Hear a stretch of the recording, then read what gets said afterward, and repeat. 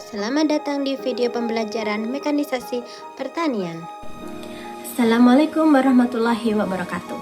Perkenalkan, nama saya Zakia Amini, saya dosen agroteknologi Fakultas Pertanian Universitas Wadaya Gunung Jati, Cirebon. Video ini dibuat sebagai syarat sertifikasi dosen tahun 2023 unsur pengajaran. Dalam video ini saya akan mengajar mata kuliah mekanisasi pertanian. Mata kuliah mekanisasi pertanian memiliki kode EBD 302 dengan jumlah SKS-nya sebesar 3-1. Kemampuan yang diharapkan yaitu mahasiswa dapat aktif berkontribusi memberikan pendapat tentang mekanisasi pertanian secara umum, baik yang berkembang dalam masyarakat petani maupun yang menjadi kebijakan pemerintah. Yang kedua adalah berperan sebagai warga negara yang bangga dan cinta tanah air, mencintai diri sendiri berupa bangga kepada tanah air Indonesia. Yang ketiga adalah menginternalisasi semangat kemandirian, kejuangan yang religius dalam kehidupan sehari-hari. Kemudian keterampilan umum, menguasai konsep dasar kebutuhan tanaman akan mekanisasi. Yang kedua, memiliki keikhlasan dalam menjalankan segala tugas yang termasuk dalam berurusan dengan mekanisasi pertanian. Kemudian yang ketiga adalah pengetahuan. Dalam pengetahuan, mahasiswa mampu memahami konsep pertanian secara umum, mengenai mekanisasi pertanian dan pembangunan pertanian secara benar, sehingga mengetahui bagaimana cara mengimplementasikan yang berdasarkan kepada masa depan pertanian. Kompetensi minimal untuk lulusan yaitu mampu memahami konsep mekanisasi pertanian dan mampu memahami ilmu dan teknik operasional mekanisasi pertanian secara baik dan benar. Dalam menentukan nilai akhir, mahasiswa dapat mengikuti ujian tengah semester dan ujian akhir semester apabila memenuhi syarat minimal kehadiran 75% dan nilai akhir akan didasarkan kepada nilai tugas sebesar 20%, nilai UTS sebesar 40% dan nilai UAS sebesar 40%.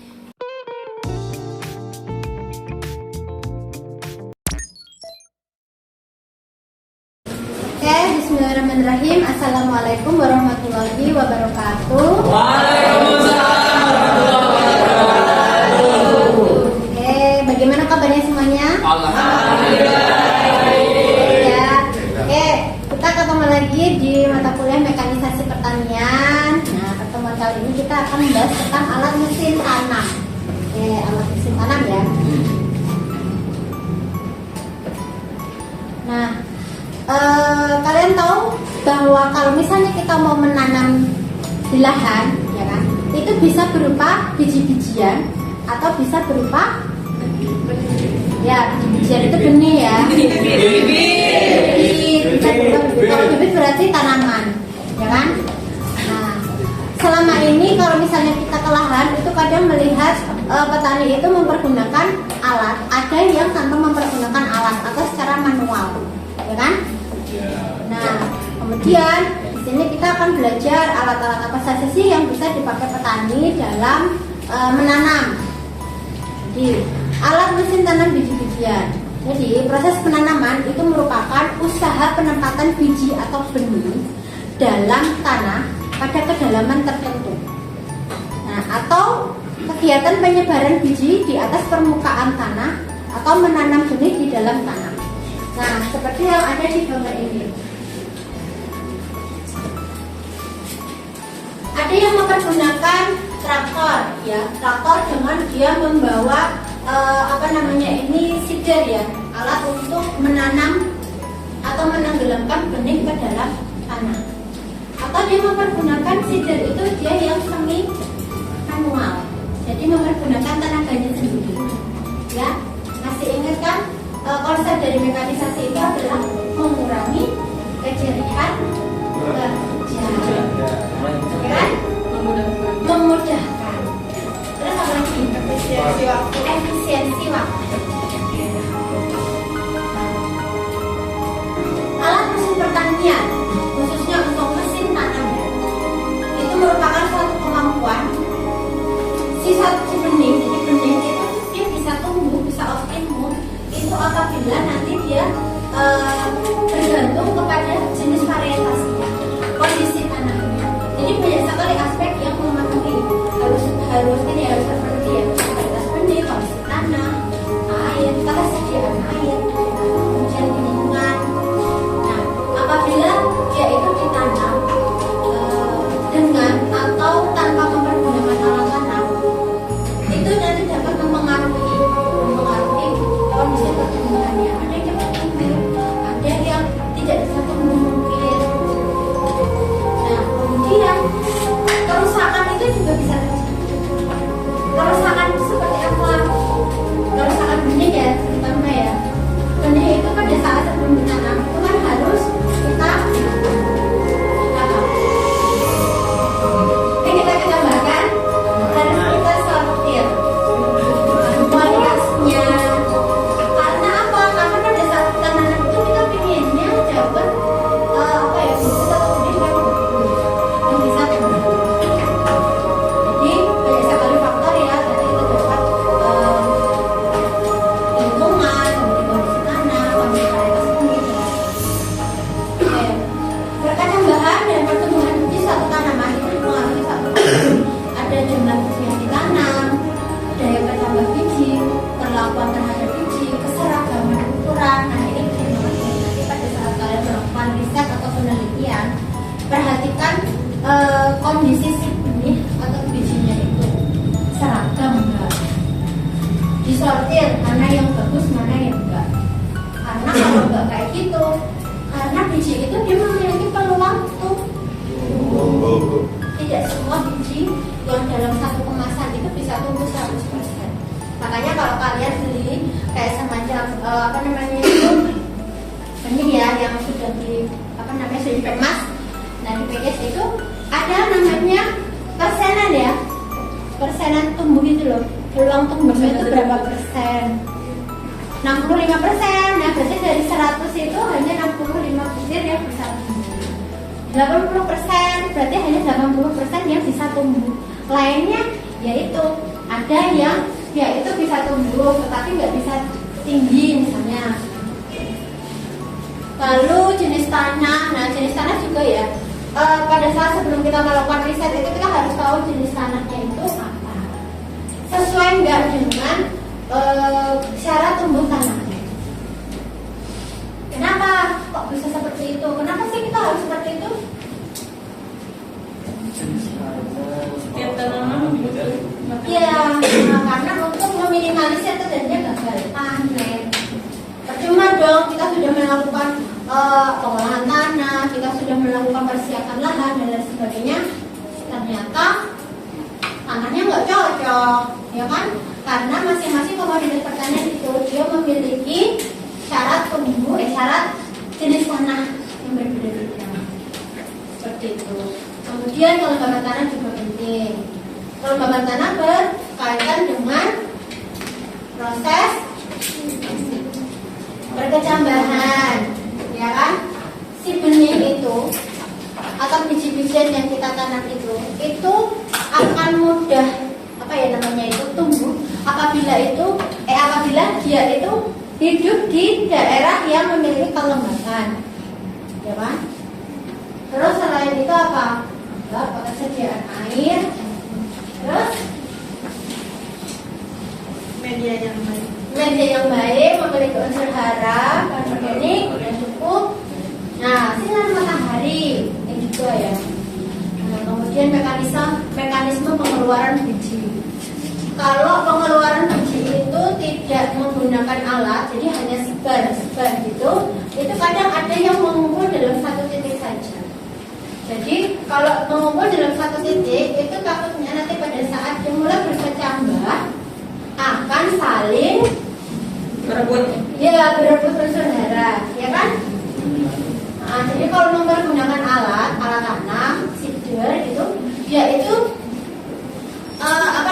penyebaran benihnya itu teratur dengan jarak sekian, gitu ya, dengan jarak sekian, kemudian dengan jumlah, misalnya dalam petakan sekian itu ada sekitar 500 butir, sudah jelas.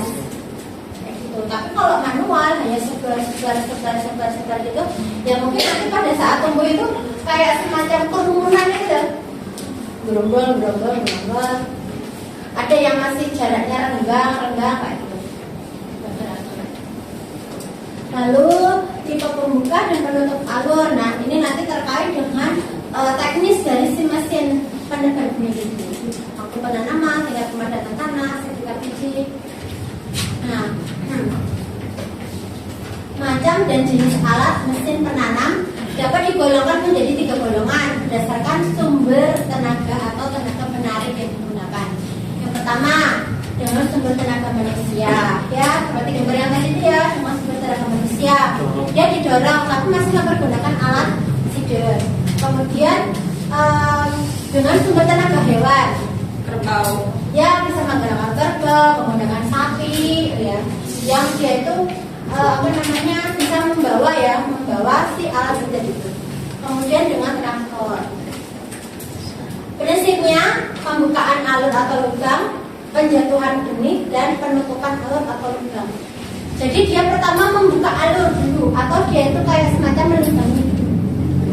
Setelah dilubangi, dia menjatuhkan si benihnya itu, ya kan? Dijatuhkan, kemudian ditutup lagi. Nah, nanti konsepnya bisa maju, langsung mundur, atau pada saat maju itu dia sudah ada dilubangi, benihnya masuk, kemudian ada lagi penutup. Jadi itu tergantung dari si mesin. Mesin seedernya itu seperti apa konsepnya, teknisnya. Nah, alat penanam tradisional dan sebagainya sebenarnya. Nah, ini kalau ini masih tradisional, tugal, benar.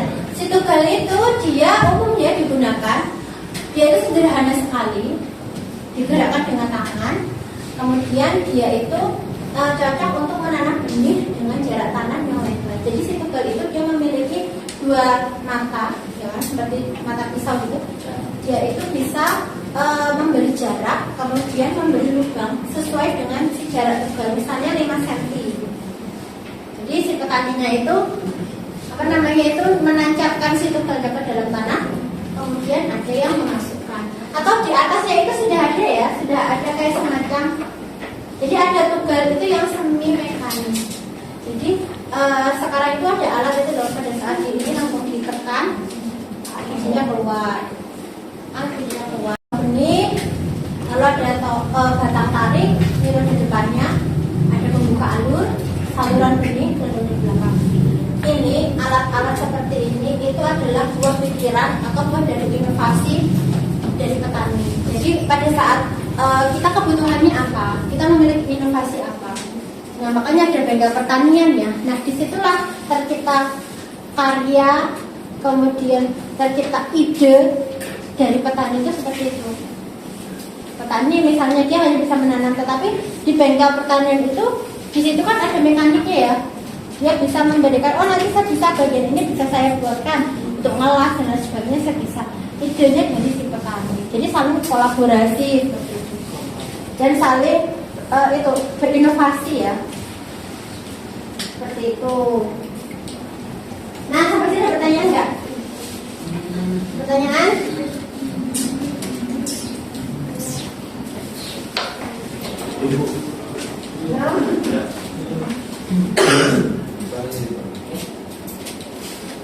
Ada. Pertanyaan apa? Ya.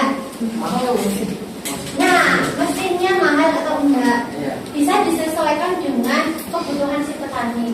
Jadi biasanya itu alat-alat mesin pertanian itu ya, itu tuh disesuaikan dengan si kebutuhan petani. Kalau misalnya nanti digunakan untuk daerah yang luas, kemudian memerlukan bantuan dinamo, tambahan dinamo dan lain sebagainya, itu pasti mahal. Tapi kalau misalnya semi mekanis, kemudian pengen yang simple, kemudian dibawa kemana-mana, berarti kan dia portable kecil kayak gitu ya, menggunakan bagian-bagian alat mesin yang lebih sedikit. Nah, itu kemungkinan bisa ditekan untuk sendiriannya. Sekali lagi, inovasi di bidang pertanian itu akan terus selalu berkembang sesuai dengan kebutuhan petani. Tidak semua alat mesin pertanian itu bisa dipakai ya, traktor, hand traktor itu kadang kita susah kalau kita mau untuk membajak tanah di daerah yang berbukit. Makanya ada hand traktor yang ringan seperti itu. Ukurannya, kemudian dimensinya dan lain sebagainya itu disesuaikan dengan kebutuhan. Tidak semua bisa dipakai. Seperti itu ya. Begitu ya Mas, sudah bisa di ini ya. Ya. Nah, ada lagi yang mau ditanya mungkin. Nah, ini alat ya, ini mana ya? Saya Bu. Mau tanya? Iya apa? Memang kan zaman sekarang IoT ataupun AI yang sedang berlangsung itu kan memudahkan manusia. Tapi kan dengan begitu dampak lainnya mengurangi keperluan tenaga kerja, jadi banyak yang nganggur misalnya. Karena sudah tergantikan dengan mesin. Apakah dengan seperti ini berbanding sebalik atau berbanding sama dengan mereka yang tidak punya pekerjaan karena tergantikan dengan mesin, atau memang ini suatu kemajuan di bidang pertanian? Oke, jadi dengan adanya mekanisasi pertanian itu bisa menggeser tenaga kerja manusia ya, apalagi dengan masuknya IoT, dengan masuknya AI gitu kan. Nah, tetap saja yang namanya peralihan dunia digitalisasi dari yang manual itu tradisional ke digitalisasi itu memerlukan waktu yang panjang ya, dan orang yang bisa menghandle tentang IoT, tentang AI dan sebagainya itu harus benar-benar SDM yang unggul, yang paham betul. Jadi masa peralihan itu nanti akan diisi oleh tenaga kerja yang sudah terampil. Kalau dibilang nanti kita akan mau tergeser oleh robot, kita akan tergeser oleh alat-alat canggih seperti itu, mungkin iya. Tetapi ini lagi sumber daya manusia ini, kalian seperti kalian ini itu harus disiapkan.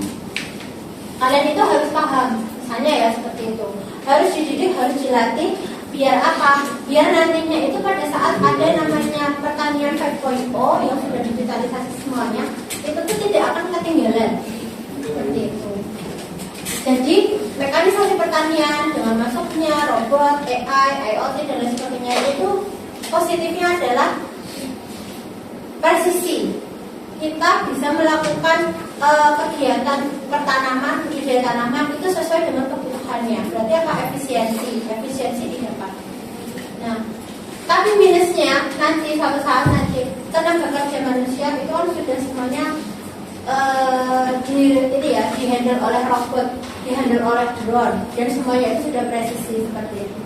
Nah, caranya bagaimana? Kita harus mempersiapkan sumber daya ini di on-farm mungkin, di on-farm. Atau pada saat di on-farmnya itu harus yang tenaga kerja yang terampil. Jadi memang harus ada kebijakan regulasi yang mengatur ini semua. Jangan sampai semuanya itu akan nggak kebagian jatah seperti itu, seperti itu ya. Tapi memang pro kontra dari adanya masukan mekanisasi pertanian dari zaman dulu itu sudah ada. Karena ketakutan orang-orang pada zaman itu apabila tergeser jasanya, karena sudah digantikan. Kalau itu kan hewan ya, mulai dari manual manusia, kemudian hewan, habis hewan muncullah traktor. Ya kan sekarang sudah jadi otonomus ya, itu tanpa awak, traktor tanpa awak, karena semuanya sudah mempergunakan IoT, ya kan? Seperti itu. Kita menggunakan smartphone saja kita sudah bisa, kita mau menyiram tanaman kita ternyata kurang nutrisi, itu juga kita bisa tahu. Kita bisa ngasih pupuk sesuai dengan kebutuhan si tanaman itu. Itu namanya pertanian presisi. Seperti itu. Seperti itu ya Mas ya. Oke. Kemudian, nah ini kalau ini untuk alat tanam habis ya. Jadi dia nanti akan menggunakan traktor yang besar seperti itu. Ini untuk daerah atau lahan pertanian yang luas. Nah, kemudian ada alat tanam sistem sebar. Nah, seperti itu. Itu tadi yang untuk tanam benih. Nah, kalau tanam bibit beda lagi, alatnya beda lagi. Contohnya ini bibit padi. Nah, transplanter itu sudah banyak banget ya. Rice transplanter itu sering kita lihat di desa-desa, di sawah-sawah dari desa itu. Nah, alatnya seperti ini ya, pernah lihat? Alatnya gede, jadi rice transplanter ya. Dia itu nanti si tanaman padi itu yang sudah berumur 14 hari itu, nah nanti dia digulung kan, pembibitannya kan secara sempak ya, gulung, kemudian nanti gulungannya itu ditaruh di atas ini disesuaikan maraknya itu. Nah kemudian si petaninya itu tinggal ngegas, ya kan, si transplanternya itu dia nanti alatnya akan mengeluarkan si padi-padi itu sesuai dengan baris-baris dan jarak yang sudah ditentukan. Jarak tanamnya misalnya 30 cm, jarak antar bibitnya disesuaikan 11 hingga 18 cm. Nah kemudian si bibitnya itu yang ditancapkan itu juga seragam 3 sampai 5 bibit. Jadi seragam ya. Pada saat si alasnya itu dia mengambil, kemudian dia menancapkan ke dalam lahan di sawah itu dia sesuai dengan jarak yang kita tentukan. Jadi nanti hasilnya seragam. Lalu kecepatan penanamnya sekitar 200 titik hil per menit per alur. Wah sangat efisien banget ya, kita cepat banget nanamnya itu, nggak perlu repot-repot, ya kan? Ya. Nah ini ya, ini gambar pembuatan bibit padi dilakukan dengan menyampaikan 200 gram benih dalam kotak berukuran 60 x 30. Benih disemai dalam ruang gelap hingga berkecambah, kemudian diberikan sinar matahari selama 2 hari hingga berwarna hijau merata. Nah, jadi kalau udah 2 minggu itu seragam ya, kayak karpet hijau itu. Nah, itu kira-kira ya dia udah bisa. Nanti digulung, kemudian dimasukkan ke mesin rice transplant. Nah ini contohnya, ini di China terdapat mesin tanam bibit padi jenis manual dan berpenggerak sendiri. Nah itu ya. Terima kasih atas waktunya. Insya Allah nanti kita bertemu lagi minggu depan. Sekian dari saya. Wassalamualaikum warahmatullahi wabarakatuh.